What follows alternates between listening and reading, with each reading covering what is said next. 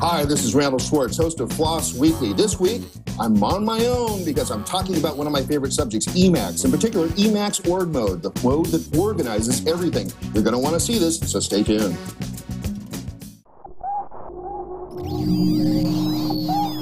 Netcasts you love. From people you trust. This is Twit. Bandwidth for FLOSS Weekly is provided by Cachefly at CACHEFLY.com.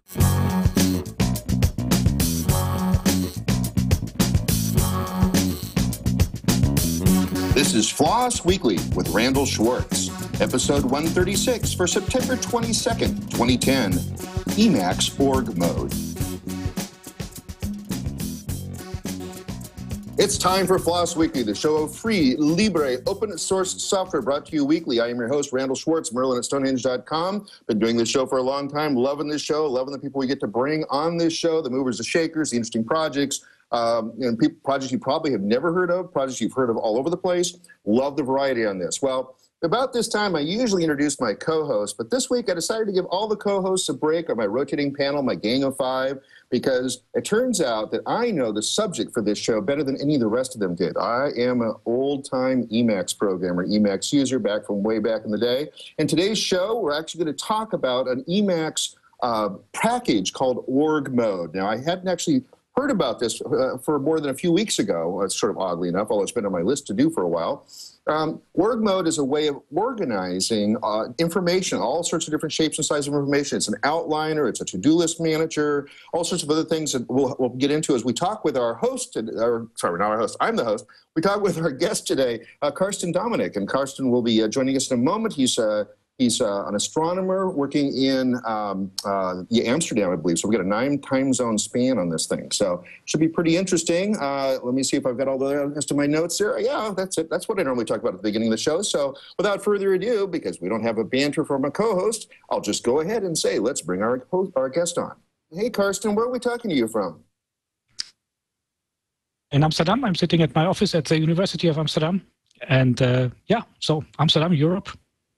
One of these international shows where we have a 9 time zone different and a slight bit of lag in Skype, so we'll try to account for that as we're chatting back and forth. I gave an intro to Emacs Org Mode, at least as well as I learned about it in the last couple of weeks preparing for this show, at the beginning of this show. But let's go ahead and start with the 30-second overview. What is Emacs Org Mode? Well, I mean, from a technical side, it's an extension of Emacs, which is basically an outline mode. So it produces an outline, and that outline is completely in plain text. It's stored as complete plain text, and that's why it's very portable. And it uses special ways to record metadata of different nodes in the outline, and uses that for programming, for project management, and stuff like that. So starting with it, so go ahead. Yeah, I just want to say, so that's a technical description, and from my perception, I think it's really. I think of it as a place where I go when I need to brainstorm or to think or to organize my thoughts. So this is, I spend actually most of my day in Org Mode. Very cool. So first off, it's a mode within Emacs. Now, for those who aren't Emacs users out here, can you describe what a mode is? I mean, we're going to keep this pretty simple to begin with. Yeah, I think it's important. Quickly, I mean, it's not like VI. In an editor like VI, you have modes. You have an insert mode, and then you have an editing mode. In Emacs, it's really that Emacs has a special mode for every type of file. So, for example, it has a mode to edit C source code files or other things like this. And this is a so-called major mode. And Org Mode is a major mode. So that it means it defines the basic features, how you interact with Org Mode files. There's also minor modes in Emacs, but I think that's less important here. So I would visit a file, an entire file that would be in this mode. Then, so the layout of the file, how it looks in the file, is defined entirely by Org Mode. Then. Exactly. So by default, that is if you take any file which has the extension .org, and if you open a recent version of Emacs, then you will already be in Org Mode automatically. So the first thing I'm seeing as I'm looking at the documentation for Org Mode is that it starts out sort of simple as an outliner. Can you describe what an outliner is and why that's useful in Emacs? Well, an outliner is well, I think everybody knows what an outliner is. You basically collapse a document. And so you see a document as a hierarchical structure of headlines. You have top-level headlines, which could be the chapters of a book, for example. And then one level further down, you get sections and things like this. And that is very useful for organizing large documents, of course. And a useful way to deal with such files is that you can then fold away the text which is contained in the different sections and just look at the headlines, the outline, basically. And Org-mode allows you to write such an outline, and in particular, it allows you to change the outline very efficiently. So it's very smooth and very easy to push things around, to move nodes in the outline up and down and left and right. So basically, you just hold a modifier on your keyboard. Emacs is, of course, famous for using many modifiers. And then you just take the cursor key. So if you push up, then the node will move up, will be switched with sections above it. If you push right, then it will be demoted, so it will become a section like this. And so that's a very useful thing in brainstorming. If you have been sitting down and just thinking up lots of ideas and putting them down into this file. And afterwards, you have to organize them into a way so that they make sense. And this is what this outline editing is for, and where Org-mode really shines, I think. So just to make it a little more practical here, so when I'm organizing the notes for this show, I actually took the file you gave me, by the way, and we'll talk about that in a few minutes. I actually created a little note that says pre, so all the stuff I talked about before the interview, during, and I put stars in front of each. So star pre, star during, star post. So I talk about the 3 phases of the show relative to the interview part. Then below that, I had 2 stars below that saying, on my own today, star star introduce guest and star star add. And the great thing is it colorizes it. So it actually, just the default way it came up in my Emacs, the pre and the during and the post were all in blue, and the on my own today was in light brown, I guess it is, a kind of a tan color. And so that all happened automatically. That was very cool. So that's the basics of an outline, right?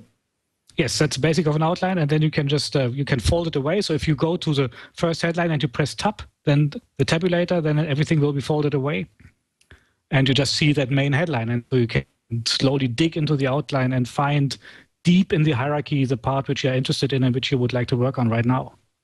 Yes, and so so if I hit tab while I'm on the pre-line, obviously everything before the show goes away. Now I can also put notes below these headlines, and those also get hidden and everything. And I also just want to clarify. They're hidden, but they're still actually in the text. They're still in the buffer. They're not going away anywhere, right? Yes, they are still there. They are just hidden. You see these 3 dots at the end of the line, and basically these 3 dots, all this text is still there, still in the buffer. So the buffer is always there. And when you write it out, it's written as a plain, which you can edit with any other editor intermediate who would like to do this. You open up in Org-mode, it will actually automatically fold away everything and only show you the headlines so that you can start a good overview of what the document is like, what you're looking at. Cool. Now, that's actually, from what I understand of the history, that's actually what you started with, right? You started with the existing outliner mode. And what was it missing that made you start hacking on it?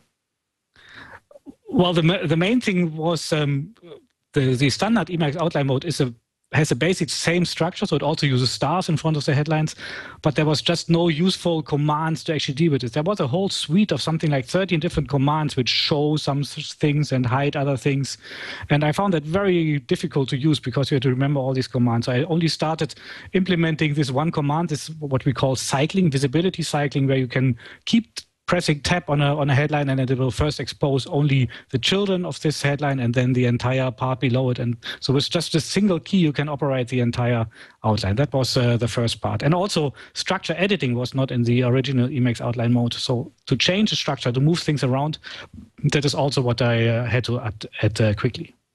Now, you started this, when did you start hacking on outline mode to create Org-mode? And when did you come up with the name for Org-mode and why? Well, I started it something like 7 years ago. I think that was the first hack. And so the first hack actually had a different name. It was called Outline Magic because I wasn't very inventive.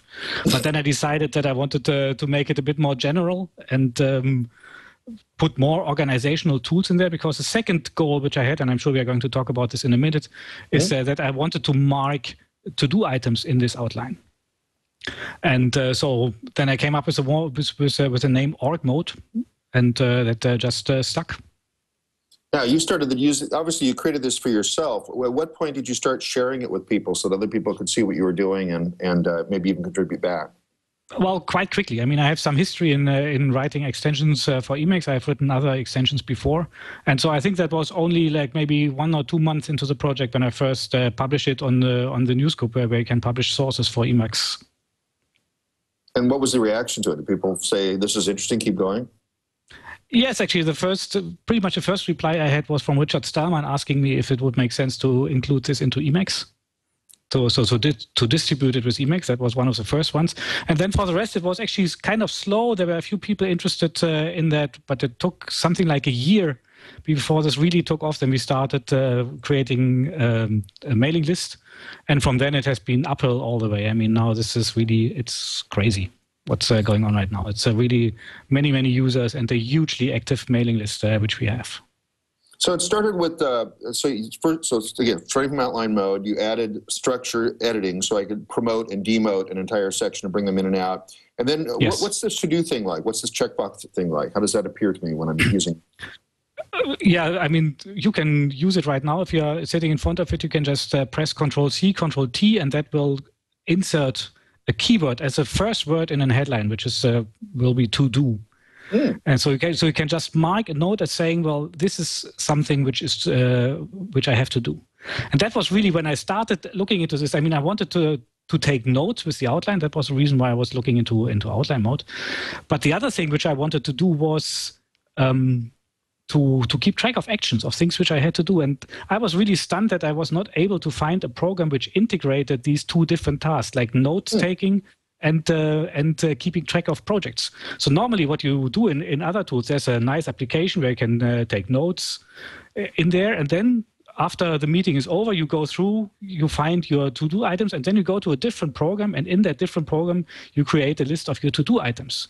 And then during the following week, you start doing your to-do items, but you have then no record in the original notes that anything has been done. And I thought that was completely stupid. And the solution, I think, is really obvious, so that you actually want, in the notes file itself, you want to mark things which are to do.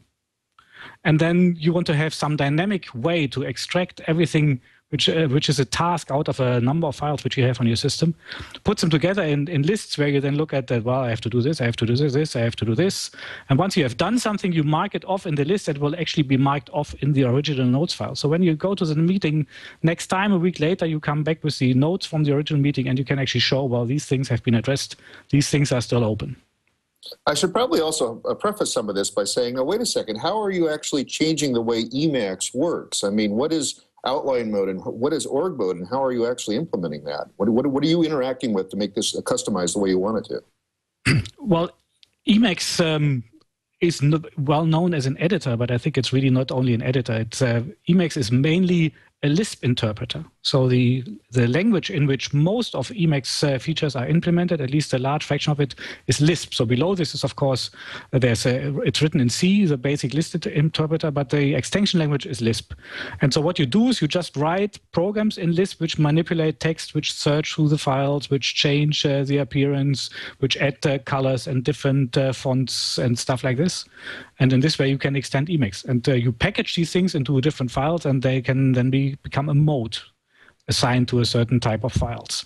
So for you to get the Emacs to work the way you want it to, you're simply editing a Lisp file. Of course, you're using Emacs to edit that as well, I presume. Of course. Probably yes. A Lisp mode for Emacs Lisp, yeah. In fact, I think there's a pretty extensive debugger in there and a nice way for formatting text and things like that, so you can really see what your Emacs Lisp is doing, right? Yes, I mean, like everybody knows this from integrated development environments, Emacs itself is such an environment because it is a Lisp interpreter. So you can write little pieces of Lisp code, you can immediately test them, you can immediately see what the effect is. As you said, there's an extensive debugger in there and other tools. There's also a profiler in there, which is really very important. If you write a big program, then can be operations which are slow if you don't profile them properly. And so this is, yeah. So you start with the outlining mode. You add the to-do list items. You add the fact you can indent and outdent. What else did you add next? And how did you discover the things you wanted to keep doing with it? Well, after implementing this, the next thing was really creating dynamic lists. So the basic idea is that this to-do keyword, which is just the first word of the line. So the entire secret of metadata in org mode is just that some text pieces which are located at specific positions, for example, at the beginning of a headline, or you can also have some things at the end of a headline, which are written in a particular way, they are interpreted as metadata. So org mode doesn't really consider them to be part of the headline, of the text which you have been writing, but they are just the metadata. And so the next big part was to write what we call the agenda, so we can produce dynamic views of these files. So basically, that would be a little program which goes through all org files which have been identified as important, as containing tasks, and it will just look at each of the nodes in these outlines and then decide, well, is this something which I want? For example, I can ask for all to-do items in all files, or I can also ask for all to-do items which have a due date. That's also another piece of metadata which you can have, which have a due date within the next week or so. And then you get this list of these tasks. So that was, I think, then very much of the work on org mode to make these agenda views work and make them fast in particular. Because the problem is, of course, org mode is firmly committed to a plain text format. So we want the files only to be in plain text. So that means we can actually not pre-parse everything and just store the information. So whenever we run a query, we actually have to run through all the files and do all that parsing. That can be relatively slow. So yeah, that was a lot of work. So I would use this, for example, I would say I might have an org mode file for work-related things, or maybe even break that into sub-projects. So the 3 projects I'm working on right now at work, I might have a different org file for each of those. I might have one for, say, FLOSS Weekly, and I might have one for, say, my karaoke or whatever. So now you're saying that org mode can know about all these separate files kept separately, but still pull together sort of a unified view, and you're calling that the agenda view?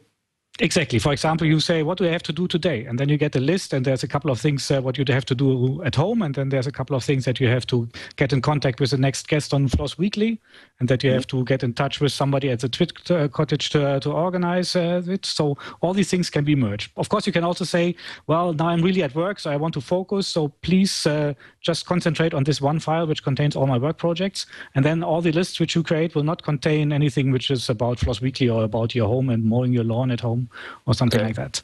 So you can just put different filters there and define these filters yourself. So the agenda file brings this all together, and I can have the metadata on each of these to-do items.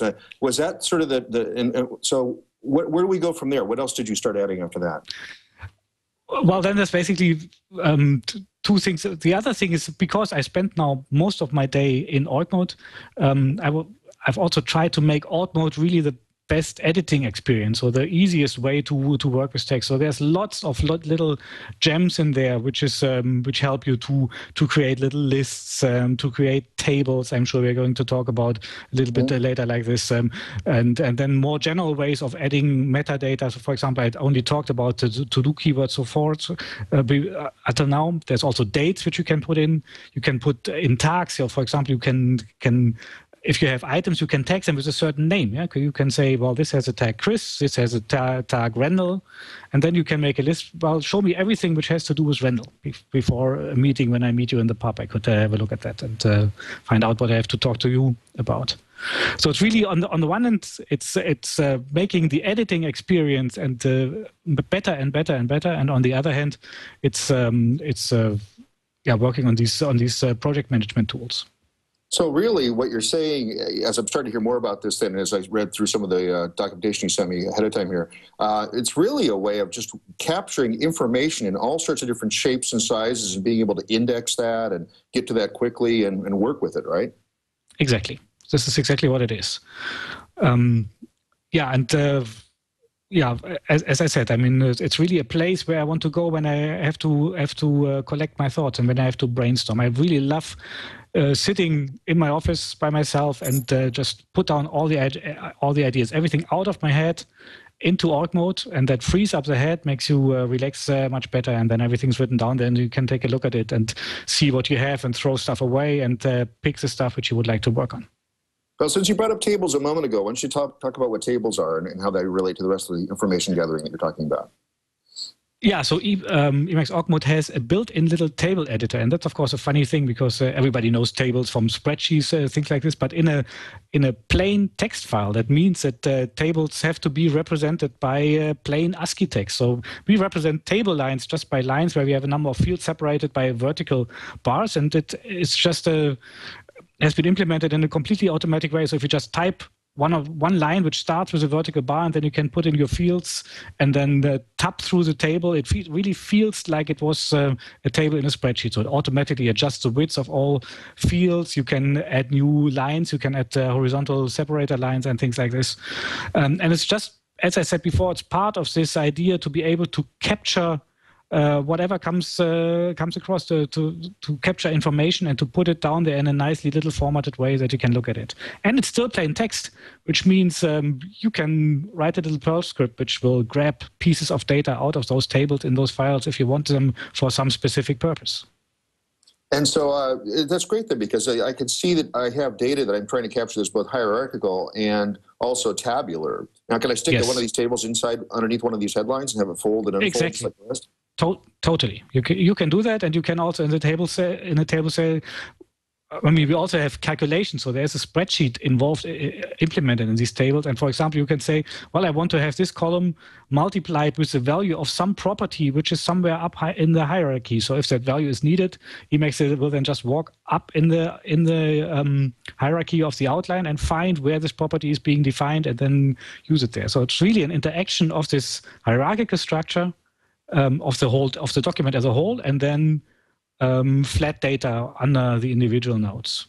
So wait, so let me make sure we don't go past that. So I could have a table where I have like number of hours and rate per hour and have it compute the total dollars and then do a grand total down below that, all inside org mode? Absolutely. So you got a full spreadsheet in there. That's great. Well, in a way, even more, because the backend that is used to do the calculation is the calc calculator, which is in Emacs. And as you know very well, because I know that you have been playing with this thing many years ago, at least, this is extremely powerful. So I can make a table which does table calculations, which involves analytic calculations, symbolic calculations. So for example, I can write a couple of functions in one column and then ask Emacs to give me the Taylor series for these things in the next column. And it will just do it because Calc knows how to do this. Yeah, we could do a whole show just on Calc. And you're right, I did have something to do with it because as Calc was being developed, I actually worked with the original developer, I forget his name, but worked with him a bit. In fact, my name's actually in the... Yes, I think the idea for the Calc eval function is from you. That's what the credits say. Yeah, because I was I said, well, there's got to be some way to pull this out over there. I also came up with the random walk example in one of the tutorials, so that was sort of fun too. Calc eval is, of course, what we are using. I mean, so we have these fields in a table, and if I want to compute something, then I just parse a table, I get the fields, I plug them into a formula and call calc eval in order to get the result and put it back into the table. So I'm sort of indirectly responsible for org mode. I like this. Yes. In effect, yes, you have been of utility. Let me put it like that. Utility, not futility. That's different. Yeah, that's right. So this is in a way. This initially when I implemented the table editor and the spreadsheet, that was just playing around, but it actually turns out that it is extremely useful and handy. Maybe later during the show we actually come to talk about Org-babel. And this extension, then I can say a little bit more about the tabular data. Oh, let's go ahead and talk about that now since you brought it up. Well, that's actually a very recent development, which is I'm not responsible at all. So this is another point where I really have to give the credit away. That's been done by Eric Schulte and Dan Davison, which are both people very active in the Org-mode community. I have to make a little detour. So one of the things which Org-mode can do is produce other formats. So you can structure and create a document in org mode, of course, because it's an outline, it looks like a book. And so it makes a lot of sense to export this into different formats. For example, you can get an HTML version or you can get a PDF version, which goes through LaTeX and things like this. So you can export this.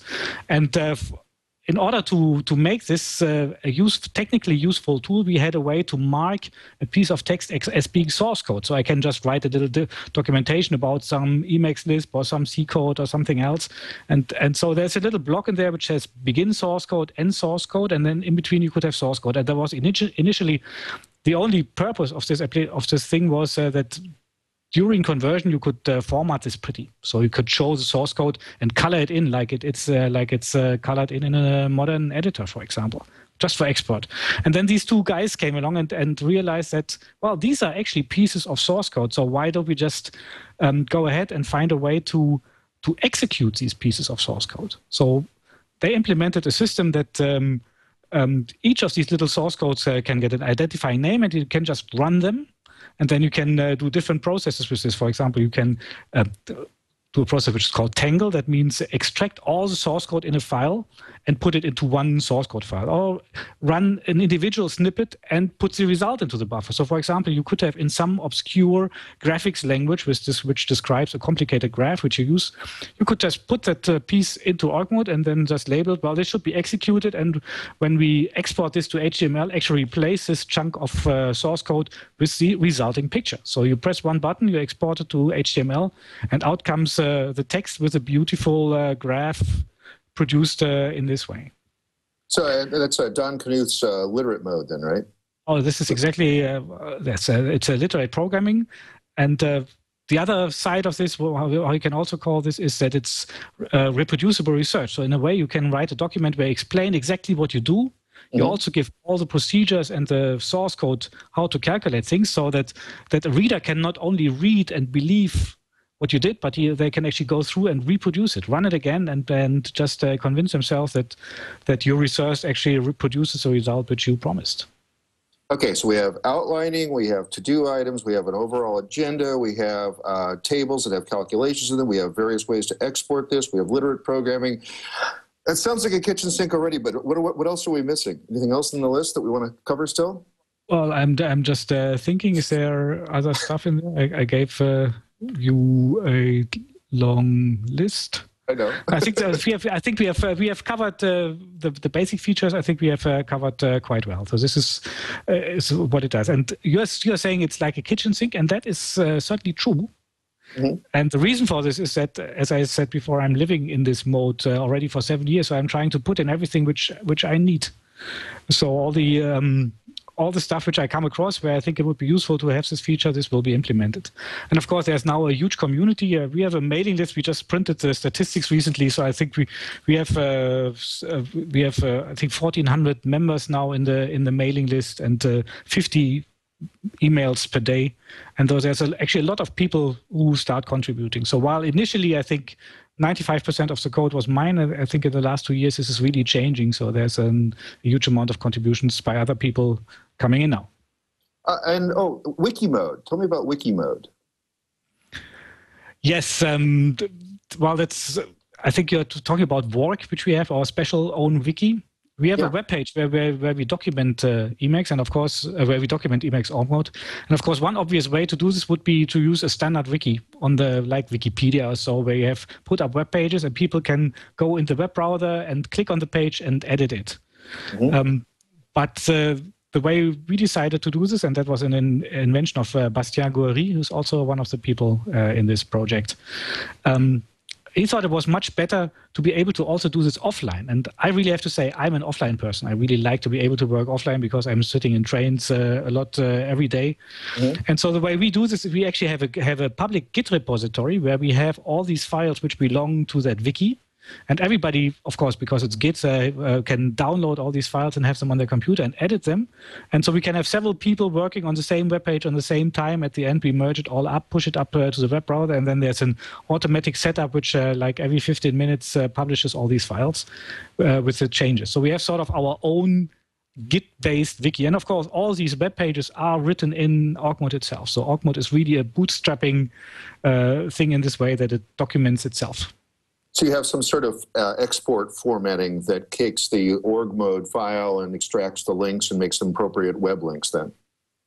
Yeah, I mean, it basically, yes, in org mode files, actually, that's one of the things which we didn't talk about. You can also have hyperlinks.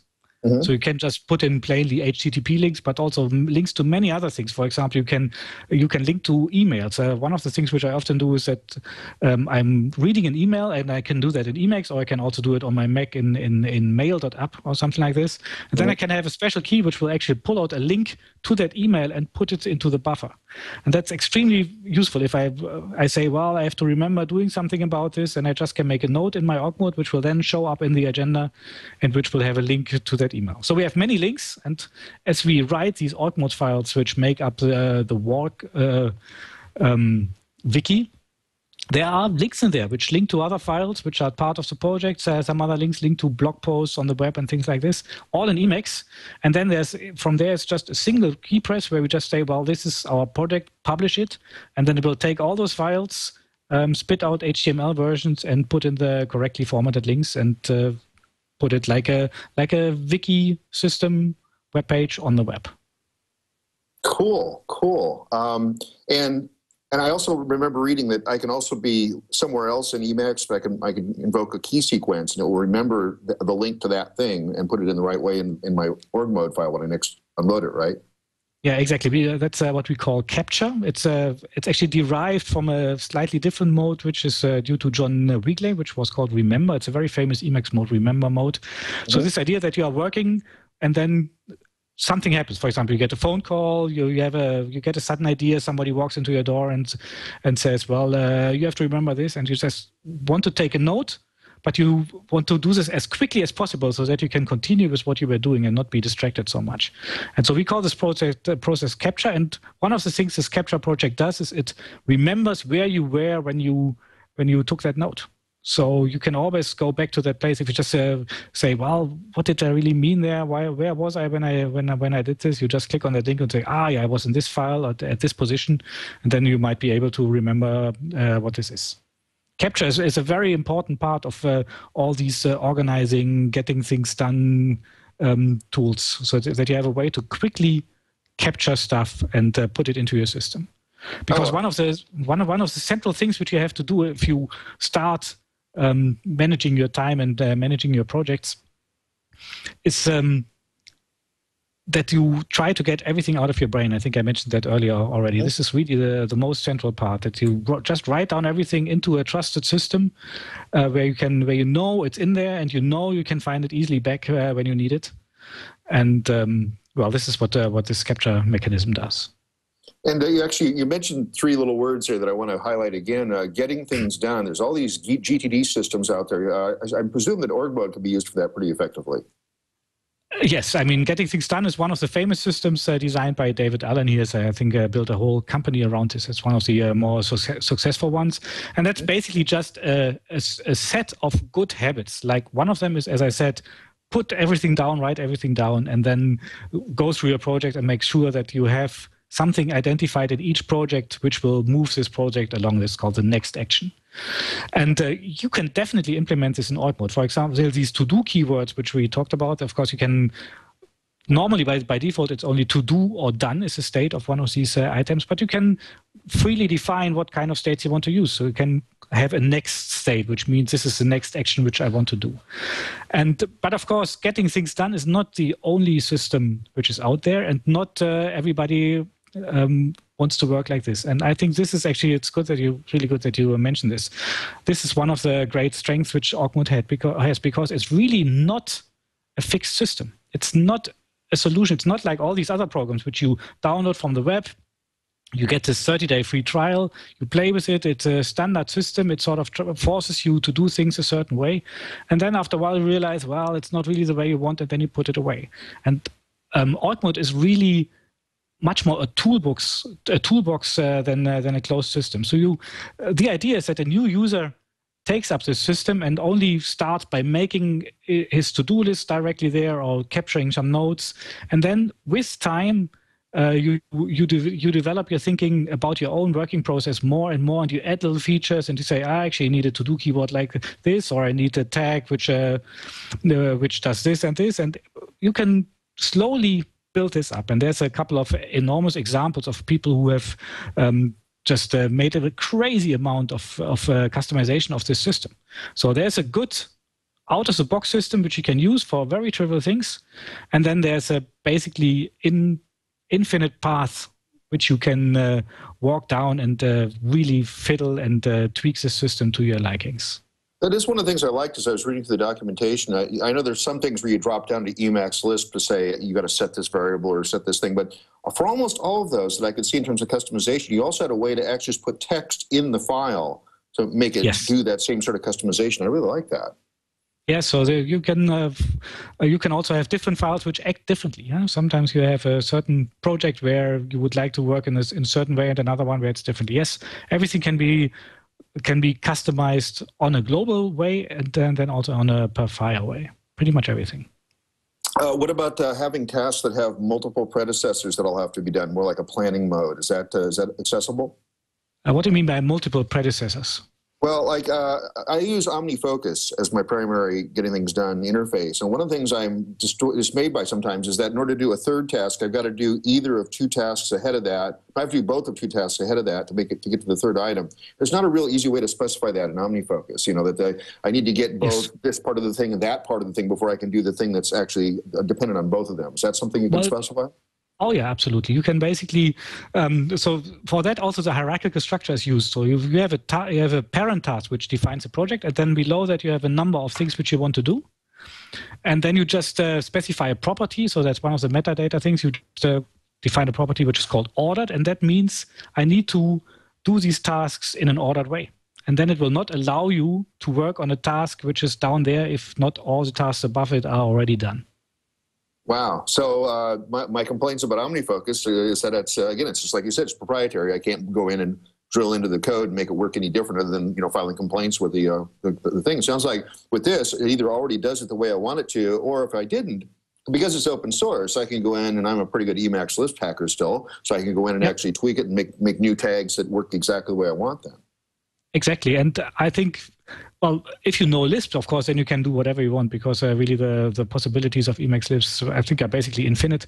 But also, Org-mode itself is already, without knowing Lisp, is extremely customizable. So there's a huge number of variables. I have lost track of the numbers, hundreds, I think, which you can change and which are put in there in a hierarchical system, so that it's actually quite easy to find the correct variable.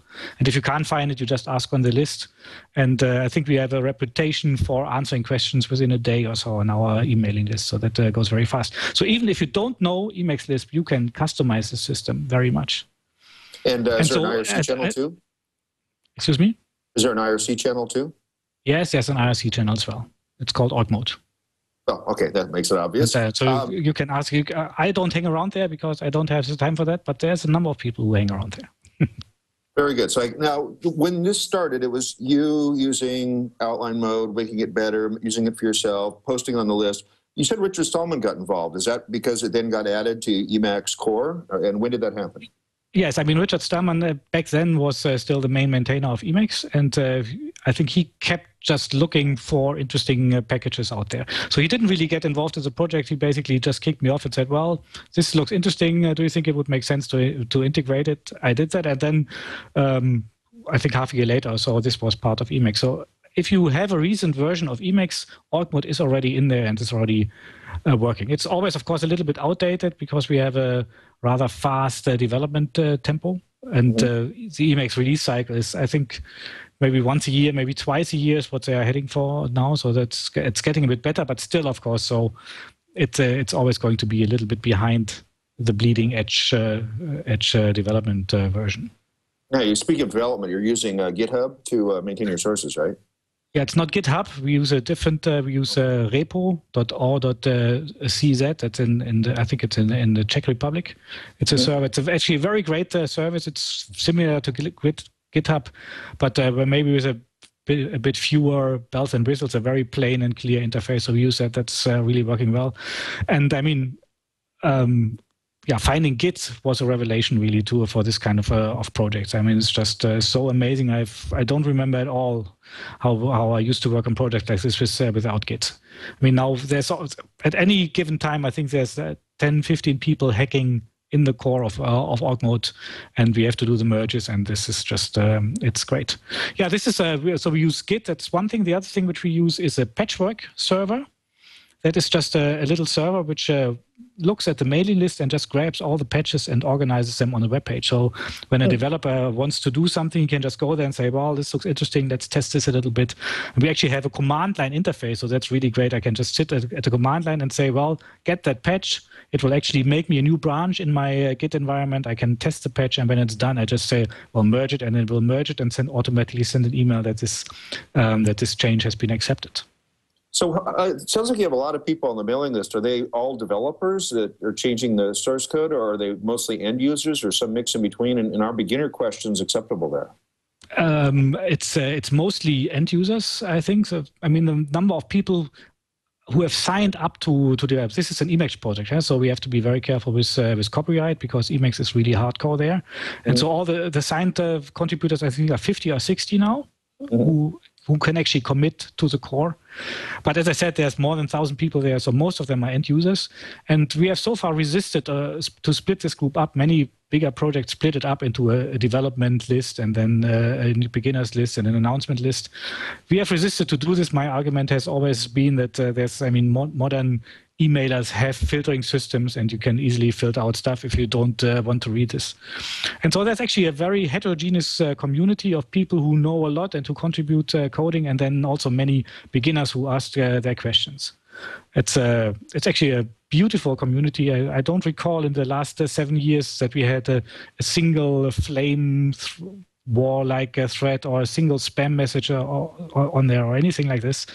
So it's a very welcoming community. I can really recommend check out the mailing list if you want. And I want to get back to some of the content thing earlier, though. Actually, I skipped over a question I want to ask about mobile device integration, like iPhone integration. Yes, there's an iPhone application which is called Mobile.org, and there's also an Android application. I think the iPhone application is still a little bit ahead feature-wise, but the Android application is being developed, and I hope it will catch up as soon as possible. And the way we do this is you need a server, of course, to synchronize between the Emacs files which you have on your main computer and then the lists which you have on the mobile device. And we use, for example, Dropbox. That's one possibility, or you can also use any WebDev server, which you have to set up yourself. But the easiest is to just get a free Dropbox account and then use that to synchronize. And so the application on the iPhone is not fully functional in the way that you can edit the files as easily and do the same kind of restructuring which you can do in Emacs itself.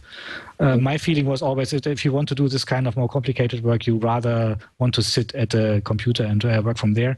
But it contains all the agenda lists which you have defined and all the items, and you can tick off things, say, well, I have done this, I have done this. When you get back to Emacs, it's just one command, and then all the stuff is going to be merged into the editor files, so that works really well.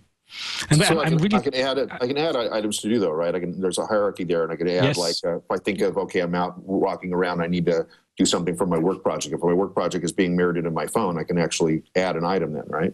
Yes, absolutely. You can do that. You can capture new stuff. That's what it's very good for. And so where's org mode heading in the future? Where are you going from there? That's a very good question. I mean, during these 7 years, I think something like 4 or 5 times I've been at a point where I had the feeling, oh, well, okay, that's it. I don't have any ideas anymore. This is really doing everything I can think of.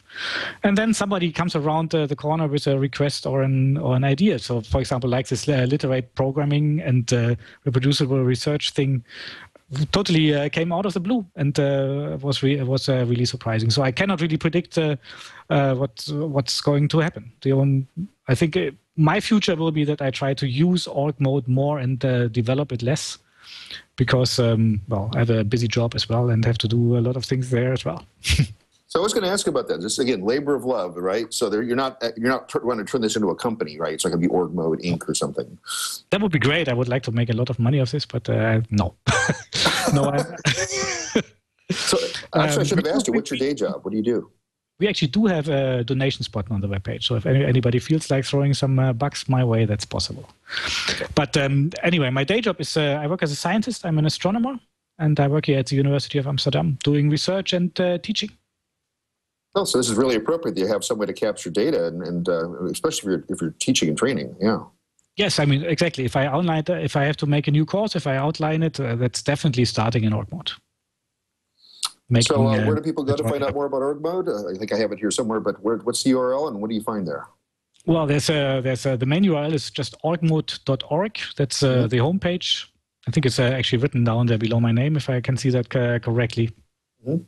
And so this is the main webpage, and it contains all the links. I think the most important thing is to go to the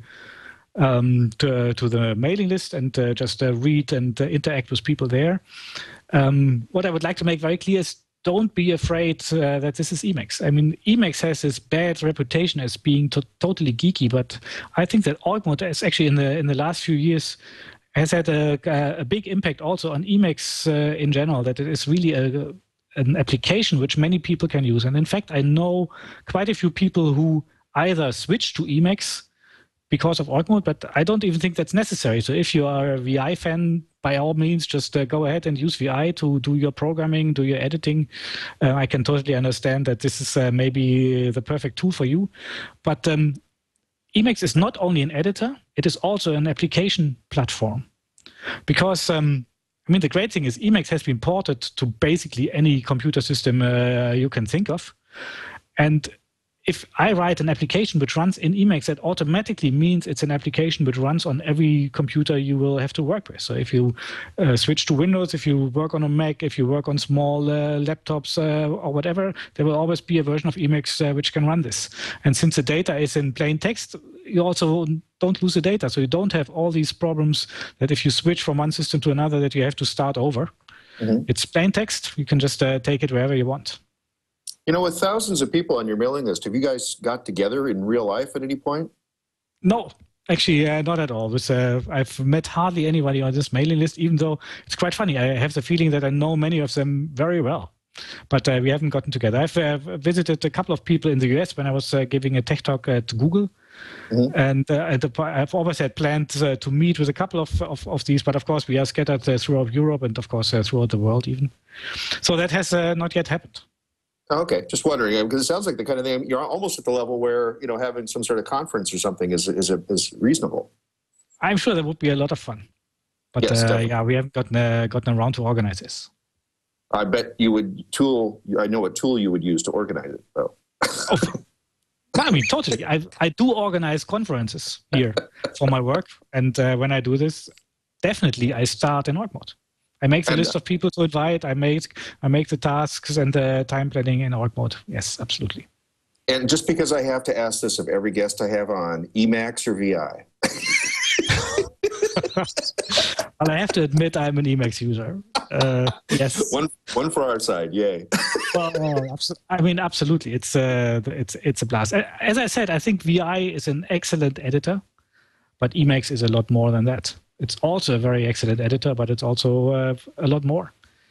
And I can only recommend it. It's a great thing. I'm also a Perl programmer, by the way. Oh, yeah. You always ask that as well. You forgot that, so I have to say it. That's okay. That's okay. This one I just wanted to make sure I got this question in because my friends are definitely going to insist that absolutely. I But of course, for this show, I think that was a no-brainer. I knew the answer to that already. Right? Exactly. Have we left anything out? Anything else you want to tell our audience before I have to let you go? Well, I would like to shout out a huge thanks to all the people who have been involved with this project and these last 7 years have been also a great personal experience. So this starting a project like this and getting in touch with 1,000 people, discussing with them and getting to know them in this way, I think that's extremely rewarding. And I think this is one of the great things of open source and why I think it's also great that you do this show promoting open source projects, because this is a way to find people who are like you and who are interested in the same kinds of tasks and projects which you are. So this is really very rewarding, and I'm very proud and grateful to be able to do this. Well, I'm sure there's a lot of people out there that are, just as you're thanking them, they're thanking you for creating this wonderful tool that they helps organize their life. And I'm definitely going to be using this a lot more often. I don't know if I'm going to quite get off of all of my GTD stuff that I've got yet, but I'll probably figure out a way to get it all in there sooner or later. So I appreciate you also telling me personally about how this works. This is great. I'm sure you can find some application for it, even if it's only brainstorming. See, the problem is OmniFocus may be a good program, but I think it's completely useless for brainstorming. because you cannot really have these extended chunks of text in a good way in there which is document-like, something which you would like to print and then see on a paper and read through and things like this. So maybe this is a way where you can use it. Well, sadly, I also have Omni Outliner, and the thing I hate about that is I can type a bunch of stuff into that. It's got folding and rearrangement of stuff and then summing columns and stuff, but I can't get anything from there into OmniFocus easily without just cutting and pasting it one item at a time. Is it so? Okay, yeah, see. That's exactly what you said earlier, yeah. So, well, but it's both from the same company, so I think you should talk to the Omni people and make them do this. They should be able to import Org mode files so they can just edit it directly. Yeah. That would be cool. We have actually stolen one thing from the Omni people. I mean, the Omni Outliner has a column view, which is a tabular way to edit all the properties. We have stolen that. Oh, very good. Oh, good. Okay, so good. That was the inspiration for that. Very good. Well, I'm running out of time, so I just got to say thank you for coming on the show, and I'm sure there's a lot more people now that are going to be very interested in Org mode after hearing this. I really appreciate the opportunity, Randal. Thank you very much. Goodbye. Thank you. Thank you. That was Carsten Dominik, who works in Amsterdam as an astronomer and as a teacher there. Loved it, man. I tell you, as I was researching for this show, I really sort of tried to get into a little bit, and I was sort of daunted by some of the the hundreds of different keys I'd have to learn to do all the different operations. But I found that a little bit at a time, you can actually learn this, like everything else I learned in Emacs. So very cool. So speaking of open source projects, there's my transition that I always make that seems kind of stupid. We have a lot of people on the short list coming up. We have, in fact, next week we have Alexander Limi of the Plone project. Plone's a very big content management system used in a lot of different places. I'm looking forward to that. Dan Lynch will be back with me for that to talk to him. We've got Ross Boucher talking to us about Cappuccino, which is a JavaScript framework that looks a lot like Objective-C called Objective-J. So there's very, very rich applications, very rich web framework there. John Newton and Louis Sala is talking to us about Alfresco, another content management system, a much larger content management system from what I hear about that. Darren Schreiber about the 2600 Hertz project, telephony from end to end, doing some really good stuff there. A lot of other people in shortlist. Go to twit.tv/floss, and there's a spreadsheet linked from there about all the people that are on my guest list. If you see somebody way down at the bottom you want to bring up near the top, write them and have them write me. My email address is there, merlin@stonehenge.com. That's the way everybody moves up to the short list, because I put ahead of time the people who have already specifically requested to come on the show. A couple of other shows that are in the very short list. I have, I don't know if I could, I guess I can go ahead and say this because we're pretty much going to do it. John O'Bacon, you might have heard of him. He used to be the co-host here for a while, and because of our timing changes, we had to change to something new.